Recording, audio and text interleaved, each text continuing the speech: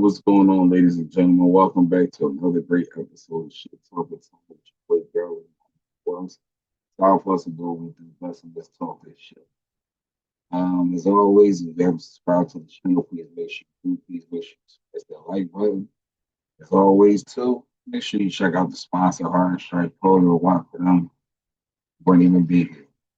Got another straight, great, interesting topic for us today, as you see from the last episode, which they're pretty good. Definitely thanks for you guys for the, support on the last video. We hit over 3K in a short period of time. I'm actually surprised.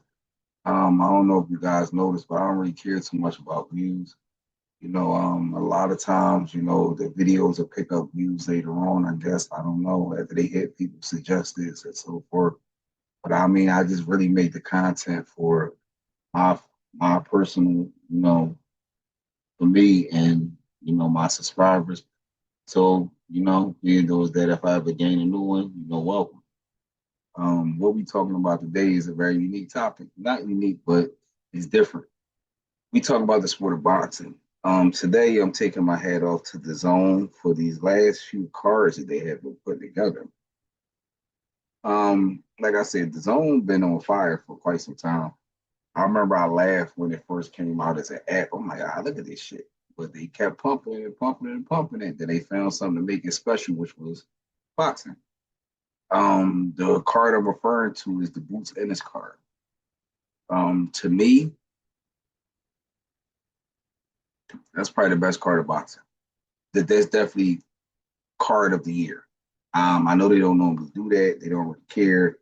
It's who on it. But the thing is, me watching that card, those undercard fights was just as good. Um, Not to be funny or take shots at any boxers, but a lot of times when it's leading up to the main event, man, I'll be so fried to where I fall asleep. Not that night. I watched the event before it started because I think they had like a couple fights before the event started. The arena was empty. Dumb fights was bananas. If I'm correct, I don't think but one fight that night went the distance. So everybody either got knocked out or stopped. That's a fucking good card when it comes to boxing. Some people may say it's he's a sight. Yeah, boxing is a blood sport. They understand that when they sign their contract and they get in that ring. But the way niggas got their ass whooped that night, that made me like, damn, this is what boxing is supposed to look. Also, I definitely enjoyed the last card, which came, their introduction. Now the zone has a deal with TNT. So now we're gonna start seeing boxing matches on TNT. I guess it's to get us at bay because they took basketball from us. So they gave us boxing. Still ain't gonna fill the void of basketball. Basketball came on TNT a lot more than these boxing events probably. But I think the zone is doing what they got to do to bring us more fights. It was actually thorough that they was able to put all championship fights on there because nobody really wants to watch their first time and it's a bunch of nobodies. Um, I really don't know because I'm gonna keep going back to this Boots Ennis card. First and foremost, Boots Ennis did great. I'm not saying that because he's from Philly. I'm a fan of boxing, and just to show y'all that I'm not a biased fan. I do think that there are fighters out there that would give him hell. So I'm not that biased because Gilly will tell you ain't a nigga on the earth that can beat Boots. I feel the same way, but you know, it is people out here that's just a skill. And every fighter that goes in there undefeated and takes a loss is going through exactly what I'm saying. The numbers, the statistics, the fans, even the skills out. But, you know, the bell ring evens the skill out. Who gets knocked out or who wins gets their hand raised at the end of that 12th round is, how it go. That's why I came into the boxing topic is because I was trying to explain how certain fights don't happen for a reason. And yes, I'm mainly talking about Boots Ennis because do I feel that Boots Ennis should have had better fights? Yes, I do. But I understand why he didn't. It's because it's the politics. And that's what a lot of these platforms are afraid to talk about because they're either employed by the sport of boxing or have some type of oath. I don't have them. So my opinion is I feel those that Boots have not got those promising fights because of, I'm gonna just keep it 100. I mean, if he came out of a Mayweather gym or one of those other top guys, he would have been getting these fights. I feel like they not giving him, you know, what he want or giving him what he deserved because I don't feel that they respect us as a city. Sometimes, I realize when a lot of shit come through Philly, it stops. I really don't feel like the people from Philly get the respect that they do. I mean, deserve. And I really don't understand how when we running around with a city full of killers, y'all niggas would be stupid as shit to play with us. But in real reality, none of that matters when it comes to the politics. So when people ask questions like, oh, Boots is ducking Crawford, Crawford is ducking Boots. No, the politics did not want them to fight. Because in the politics of boxing, okay, we can make Boots and Crawford fight just to shut y'all up. But then now one of them got a loss and we can't double, you know, double profit off of two championship boxes. But if we keep them apart and let them continue to go on separate paths, they can continue to profit on their own. And the reason why I would never complain about Boots in his career is because I actually get upset watching so many of our Philly boxers, Philly born boxers, come out and start biting off too much, too fast, and then their careers is over. So for Boots to, be able to still hang around 20, 30 fights in, I'm happy, man. Because coming from Philly, they would have fed him to a wolf and got him an L a long time ago. But for some reason, they're not. And I mean, I don't think it's because they are scared for him. I feel as though it's that the politics of boxing does not want certain people to take losses as a so they're not going to put him in the ring. And I mean, I feel like they giving him the tank treatment where he's fighting all these fucking heaven. I'm not no disrespect to any opponent, but these glorified sparring partners. That last boy that he fought, don't get me wrong. I knew he was going to lose. He was too big. See what I'm saying? And there's a difference between making weight for boxing and natural weight. Boy was too big. I knew he was going to get gassed. Boots is too fast. All he had to do was weather that bull storm on the first 4 rounds. I called it. First 4 rounds, I said, boy, don't get some damage on him in the first four. He gonna run out of gas. And boy was swinging for the fences. See what I'm saying? So it was kind of like I knew he was gonna get gas. When boxing, boxers will tell you, yeah, he was swinging hard as shit. He was gassing himself out. Forgetting that his opponent was fast. Yes, Boots did get caught a couple times. Yes, Boots did get, I'm gonna say, not hurt. I'm gonna say rattled because he recovered too fast to be hurt. So I'm gonna say, yeah, he got rattled and all that, but at the end of the day, what's real is real. It's Boots was the higher talent. If you want to ask me to compare, like I said, what they used to say, like Roy Jones and Ruiz, see what I'm saying? Roy Jones made the weight, still kept his speed, just put some power behind it, but it really didn't matter. Ruiz was that natural weight, so he got gassed, and once he got gassed, it turned into the Roy Jones show. Boxing is really just like a science. That's why they call it fight science. So you kind of, me myself, I could kind of pick a lot of the winners, just from watching highlights, styles, things like that. That's why when I see some people fighting, they like, who the fuck is this nigga? I'm like, actually, boy, pretty good opponent. Because I watch every person. I'm not biased. See what I'm saying? So when it comes to boxing, I watch every fight on the card. I watch women's boxing. Shit, I'll probably watch midget boxing if it came on Saturday night. But outside of that, like I say, I'm BNB. Basketball and boxing, they my two favorite sports. So I love talking about them. Um, but also too, another topic which made me talk about this card, which is a great boxer goes by the name of Ben Whittaker. I've been following Ben Whittaker for quite some time. Like I said, I'm an internet streaming dude, so I watch UK fights, Sky TV, stuff like that. Um, I'm not really a stranger to a lot of them. Like when Dylan White, all them names and stuff. Even Anthony Joshua. Like I know a lot of these boxers before they made their US debut. I watched them Saturday, 2 o'clock in the afternoon, type time, because that's what time their main events and stuff, or their events come on in those other countries.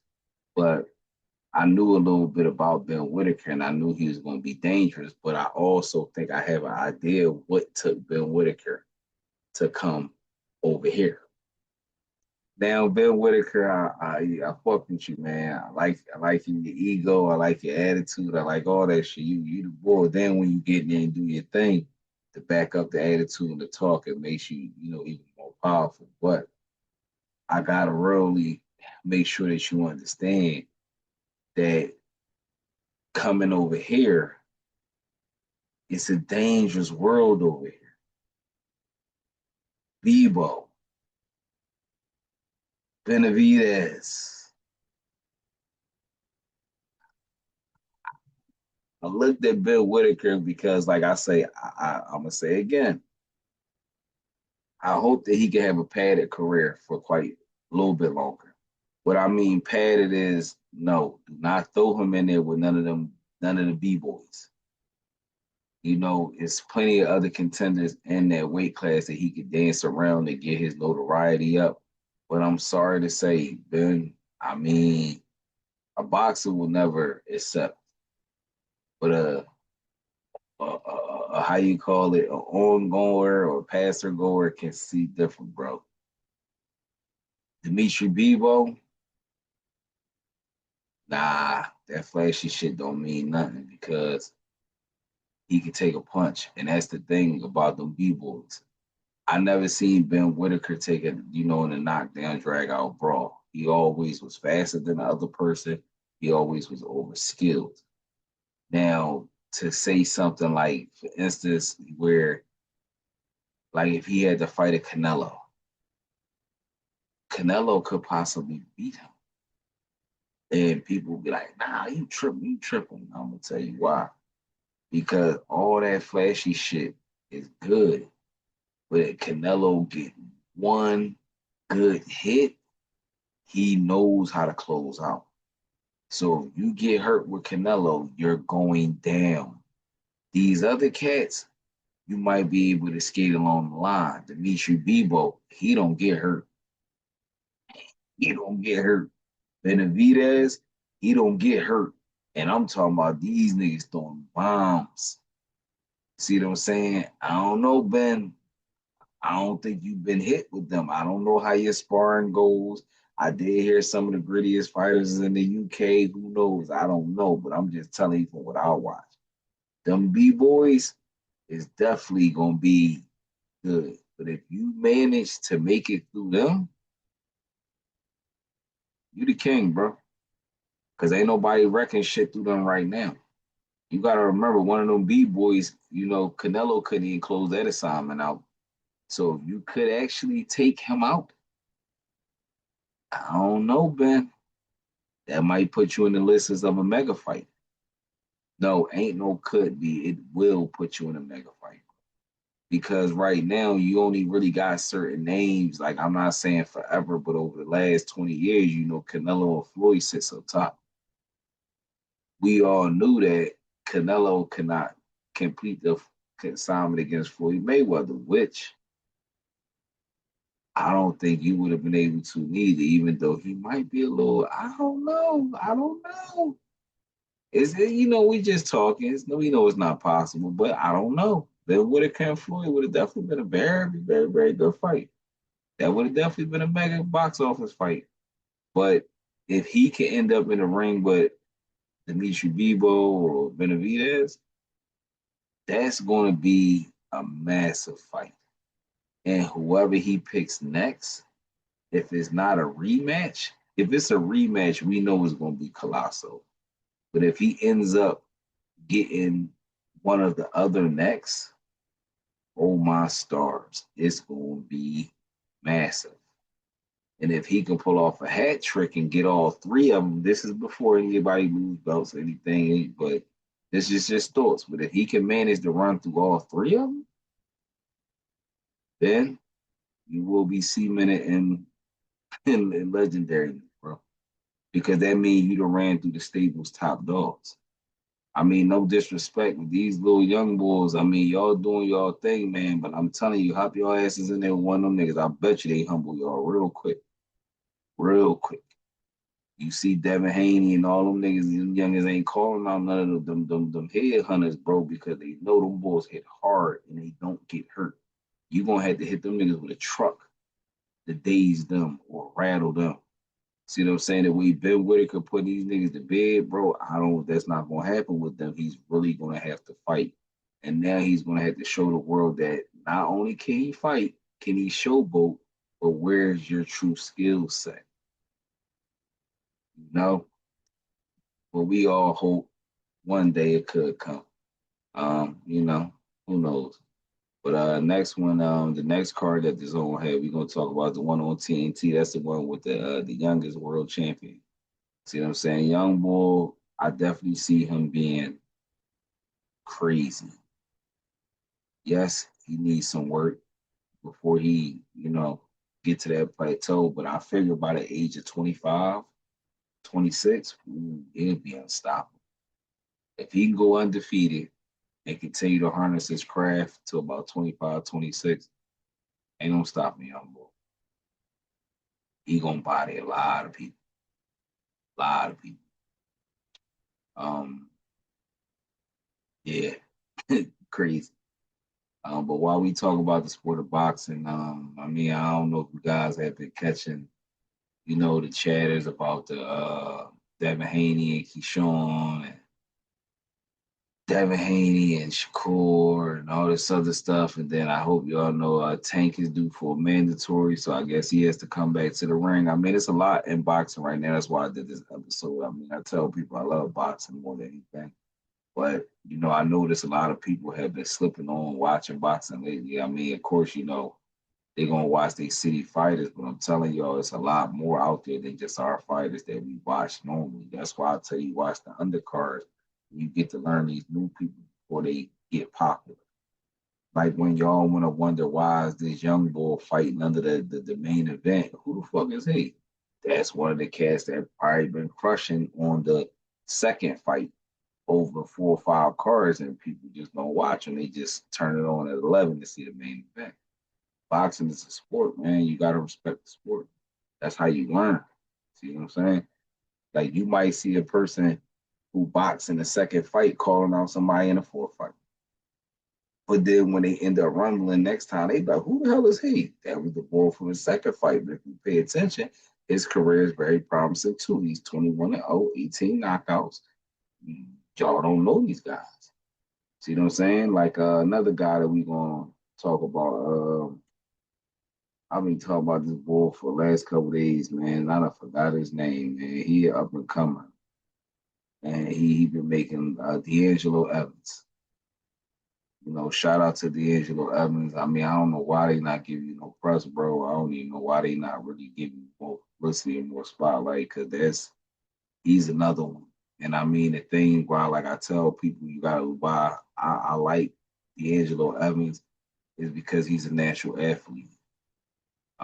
He came from a long line of, a long, life of doing wrestling to get into boxing. So, I mean, most people would naturally think a wrestler would go into UFC, but he didn't. And he is dangerous, dangerous. And I mean, I'm sorry to say, one of them young boys, the Haneys, the Stevensons, the Keyshawn, y'all better watch the fuck out for him. Like, I don't be knowing what weight classes these people be in specifically, but I'm just saying if they end up in the same tunnel, it ain't gonna be good. See what I'm saying? And I know a lot of these people is 130s, 140, so I ain't far off. And these fights can happen. But these are the fights that we need to be seeing over the next 24 months. We might see some good ones from what they're saying over the next 12 months, but ain't nothing guaranteed in this fight game. So them contracts are signed. But I think we got at least two great fights coming up.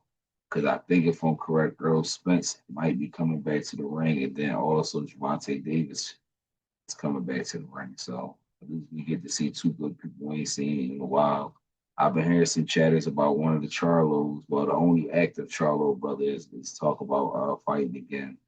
I remember they even said something about Earl Spence fighting one of the fighting the Charlo. But I don't know if that's too true, but they always seem to be homies.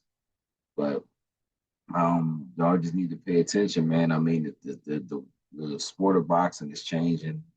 As y'all see, we have never seen as many boxing matches back to back like this. They have not been that readily available, like they are now. That's because they're trying to merge the sport of boxing.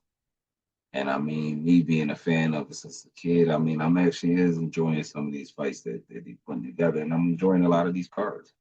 Like I said, shout out to DAZN, giving me that old PBC feel a couple years ago. They used to delay cards together on regular TV. That was one point in time. PBC, man, y'all need to come on, man, come back. I'll definitely say some good cards, but I don't know what fighters PBC still house, being those that the Sheik and them got majority of the top dogs. So I don't really know who PBC holds except for Javante Davis and maybe a few others. I have to, look into that to see. But man, I just hope everything work out. The sport of boxing. I hope a lot of these fights get made that we've been waiting to see. Please stop recycling these people, who already been lost. We was not doing that in the past. We give undefeated versus undefeated a chance before we run undefeated against 2-0s. I mean, two losses. That's not cool, but they're making a lot of these fights based off popularity, and that I'm not liking. Not liking that at all. Because if that was the case, we should have just started fucking polls and let people vote who box. Whoever get the highest percentages, that's who box. No, come on, man. Because it's kind of sort of like that. Whoever got the most fame and following kind of controls the narrative, and that's not how it is because their talent is not showing up with their fame. Just saying. So for that reason, we definitely need to, push better and see where we go from there. Another thing I want to tap on, and I mean, our guys been paying on these NBA trades. Oh my stars! I mean, this is my prediction, and it's not. I'm not even gonna say this is my prediction because I've been saying it for months. LeBron James is going back to Cleveland.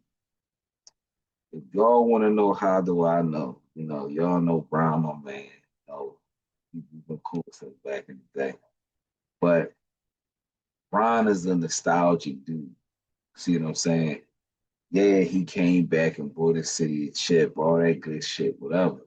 But he's a real nostalgic dude. And Cleveland is a pretty good team, missing just a piece or two to at least come out the East.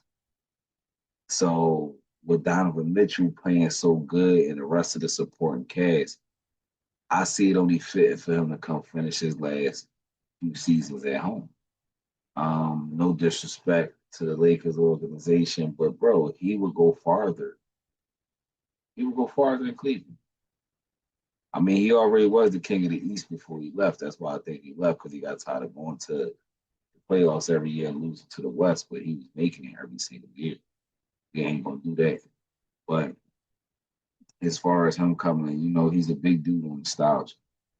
And he got Akron in his blood. He loved Cleveland. He loved his city. So for me, myself, if I had to make a choice, LeBron James is going to go back to Cleveland. That's the reason why they doing in those situations with James Harden's contract. And do not be surprised if you see Bronny James end up at Cleveland with his dad, along with some other pieces. Because we all know that Brown will go somewhere and it ain't about the money. So Brown will give up part of his money to get another player. Right now, they got Donovan Mitchell and James Harden. LeBron adding there, will I call that a big three? No. I would still call that a big two and a half. Young Bull and Bron. James Harden can be a good supporting player. He just got to step it up. Do I think LeBron can bring that out of him? Possibly. He brings the best out of everybody, so it could be possible. Might even end up with a Draymond Green over there with him. Don't be surprised because the season hasn't started yet, and I think there's going to be some shit that's going to shake the NBA up that's going to happen. I don't think everything is done yet. I mean, a lot of people was excited with Bull from the Celtics coming over to the Sixers, Paul George leaving, whatever, whatever. But I'm telling y'all, I really think it's going to be some things that's going to go down. It's going to be a blockbuster trade coming. And I think that trade is going to really surprise us. If I got my predictions correct, I think it's going to be two blockbuster trades that's going to happen. But I really wholeheartedly think that LeBron James is going back to Cleveland. I'm sorry. He loved Cleveland. I mean, people saying Golden State. I ever heard an asshole say he was going to the Sixers. Why the fuck would he go to the Sixers? Y'all can't even beat New York. Even if y'all had Bron, y'all would still got your ass spanked. Y'all need a lot more than Bron and main man. Y'all need way more than that, bro. For y'all want to contend if y'all seen the level of play that's going on now between the Spurs, Denver, OKC, Timberwolves. No, man, you tripping. These young boys out here hoop. So you need a little more than just that, Philly. You need way more than that. Y'all need to get us a better big man that can play 40 plus games or more, at least 45 games, not 26 and 25 and all that. And we need a few more pieces. Like I'm talking about clutch pieces. And then Philly could possibly run for something. But the way that the way New York bombing and these other guys, I'm sorry. I don't see Philly being in the conversation. And I don't think Brian, I know Brian knows this because Brian probably wouldn't even, he would have to tell them, he probably tell them like, yo, yeah, we need some more. Or that's the type of player he is. He's going to try to structure his movement on already what they need to do. Or he actually calls other players and try to set shit up too. Like he's different. So don't be surprised if he bring a stacked team to Cleveland and try to get him the ring before he go.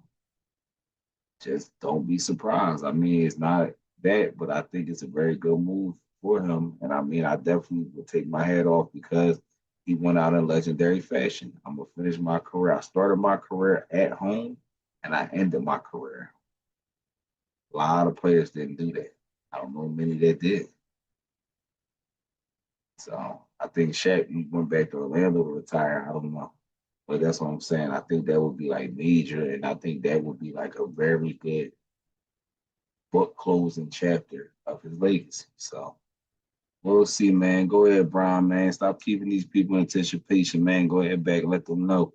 Or go ahead and drag everybody out to about mid-July, August, so y'all can keep getting all the hype up. But he is meeting with other teams, so we're gonna see. But I'm telling you, I really believe deep down inside he's going to, return back to Cleveland. Bronny thing is half and half because he just signed a 2-year contract with the Lakers. But to be honest, that could be trade bait. So we'll see.